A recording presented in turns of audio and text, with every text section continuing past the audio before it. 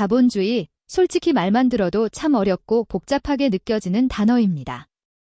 하지만 이 거대한 자본주의가 어떻게 돌아가는지도 모른 채 우리는 매일 돈을 벌고 씁니다. 경제의 진짜 작동 방식을 이해하기 위해 우리는 세계적인 석학, 학식이 깊은 뛰어난 학자들을 만났습니다. 그들은 우리가 흔히 돈이라고 부르는 것은 진실을 가리는 하나의 장막, 가려진 막이라고 말합니다. 경제의 진짜 얼굴을 똑바로 마주하려면 우리는 반드시 이 커튼을 걷어내야 합니다. 우리가 딛고 서 있는 현대사회는 오직 돈이 모든 것을 지배하는 금융자본주의 세상입니다. 이 냉혹한 세상에서는 돈 없이는 단 한순간도 살아갈 수 없는 것이 현실이죠.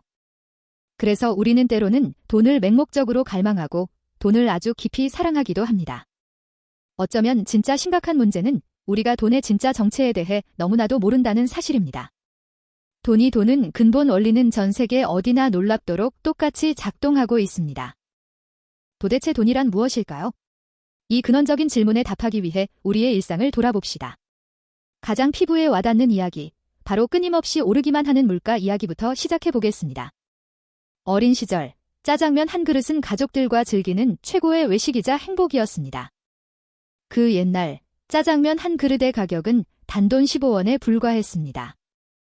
하지만 2026년 현재, 우리는 같은 짜장면을 먹기 위해 평균 7,600원을 지불해야 합니다. 50여 년이라는 시간 동안 가격이 무려 500배 넘게 훌쩍 뛰어오른 것입니다. 비단 짜장면뿐일까요? 시장만 갔다 오면 나날이 훌쩍 뛰는 물가에 한숨이 절로 나옵니다. 오늘 다르고 내일 다르다는 물가, 도대체 왜 자꾸만 오르기만 하는 걸까요?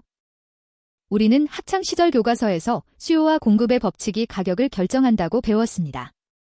이 논리대로라면 물가가 오르는 이유는 물건이 부족하거나 수요가 늘어나기 때문이라는 뜻이죠. 물론 맞는 말입니다. 하지만 물가가 오르는 이유가 정말 오직 그것뿐일까요? 10억짜리 아파트가 불과 몇 년 만에 20억이 되는 기현상, 기상한 현상, 또 과연 공급이 부족해서일까요? 단순한 수요와 공급의 법칙 너머에는 우리가 보지 못했던 거대한 진실이 숨어 있습니다. 물가가 계속 오를 수밖에 없었던 더 근본적이고 무서운 이유가 존재합니다. 그것은 바로 시장에 쏟아진 돈의 양 자체가 기하급수적으로 많아졌기 때문입니다. 시중에 돌아다니는 돈, 즉 통화량, 시중에 유통되는 돈의 양이 많아졌다는 뜻입니다. 돈의 양이 갑자기 많아졌다니 언뜻 들으면 무슨 황당한 소리인가 싶으실 겁니다. 뉴스에서 연일 떠드는 통화팽창, 돈의 양이 부풀어 오름과 인플레이션의 진짜 의미를 이제 마주해야 할 때입니다. 지금부터 여러분은 커튼 뒤에 숨겨진 금융자본주의라는 거대한 숲을 보시게 될 것입니다. 가장 기본적인 질문으로 돌아가 봅시다. 여러분, 돈은 과연 어디에서 처음 만들어질까요? 아마 대부분의 사람들은 당연히 돈은 조폐공사, 지폐나 동전을 만드는 곳에서 나온다고 생각하실 겁니다. 물론 조폐공사에서 거대한 윤전기, 종이를 빠르게 찍어내는 기계를 돌려 지폐를 찍어내는 것은 부인할 수 없는 사실입니다. 하지만 충격적이게도 그것은 시중에 돌고 있는 전체 돈 중에서 극히 일부분에 불과합니다. 그렇다면 조폐공사에서 찍어내지도 않은 그 막대한 나머지 돈들은 대체 어디서 튀어나온 걸까요? 이 미스터리를 풀기 위해서는 은행이라는 공간에서 일어나는 은밀한 거래를 들여다봐야 합니다.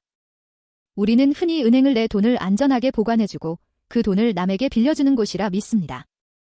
하지만 은행은 단지 누군가의 예금을 다른 누군가에게 그대로 빌려주기만 하는 금고가 아닙니다. 만약 예금된 돈만 빌려준다면 시장에는 애초에 조폐공사가 찍어낸 돈만큼만 존재해야 하죠. 그러나 현실의 통화량은 조폐공사가 인쇄한 종이돈의 양을 아득히 초월합니다. 내가 은행에 1,000만 원을 예금하면 은행은 그 돈을 금고에 가만히 모셔두지 않습니다. 정부와의 약속에 따라 100만 원만 남겨두고 나머지 900만 원을 다른 사람에게 대출해줍니다. 내 통장에는 1,000만 원이 그대로 있는데 대출받은 사람의 주머니에 900만 원이 생겨났습니다. 수학 방정식에 집어넣어봐도 전혀 맞지 않는 이상한 계산으로 시장에 돈이 불어납니다. 들어온 예금의 일부만 남기고 나머지는 가상의 돈으로 대출해 주어도 된다고 정부가 허락한 것입니다. 이 약속된 비율인 지급준 비율, 은행이 예금 중 꼭 남겨두어야 하는 돈의 비율을 바탕으로 대출을 반복하는 과정을 신용창조, 돈을 새로 만들어냄라고 부릅니다. 대출이 일어날 때마다 시장에는 원래 없던 돈이 새롭게 태어나며 팽창해 나갑니다. 은행은 눈에 보이지 않는 빚을 통해 허공에서 끊임없이 새로운 돈을 창조해내고 있습니다.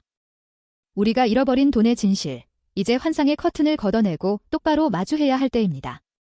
화면 전환 효과음, 다음 편 예고. 그렇다면 허공에서 돈을 만들어내는 은행의 이 기막힌 마법은 과연 언제, 어떻게 시작된 것일까요? 다음 편 예고. 다음 편, 16세기 영국 금세공업자의 은밀한 금고 속에서 탄생한 진짜 돈의 역사가 본격적으로 펼쳐집니다.